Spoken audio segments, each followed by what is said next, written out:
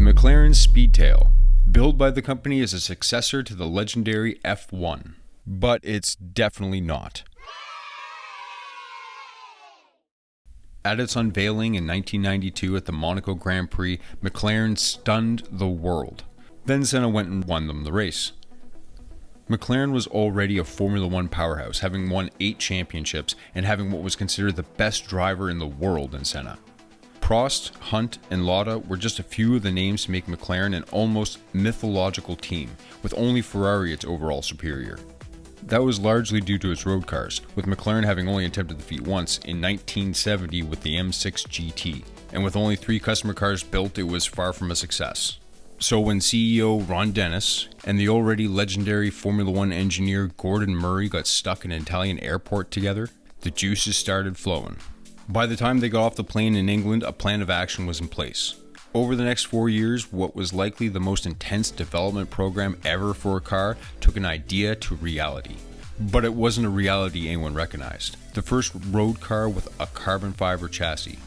The most powerful naturally aspirated V12 ever, and 3 seats, with the driver smack dab in the middle. It was the closest you could get to an F1 car for the road.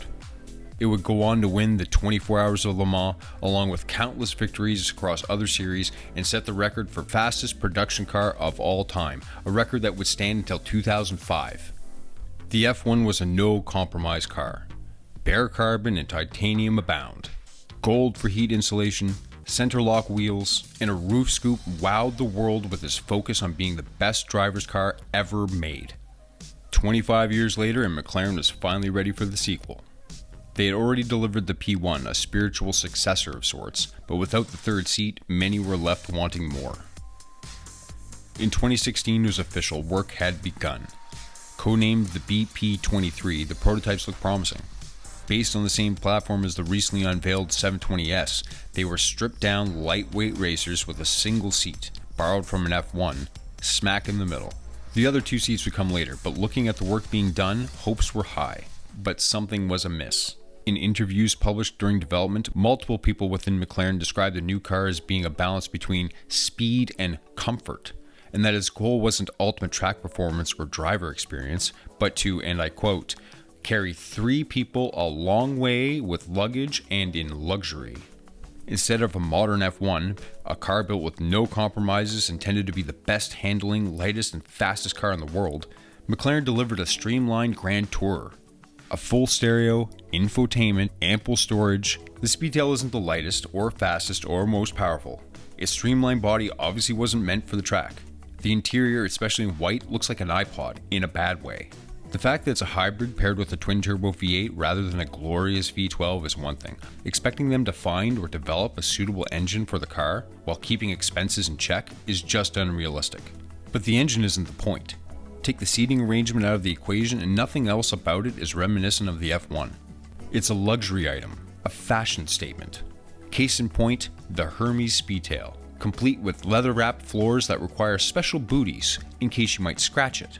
Obviously not something meant to be driven. This is to be merely admired. The worst part about all this is, we now know what could have been, had McLaren simply stuck to the original brief.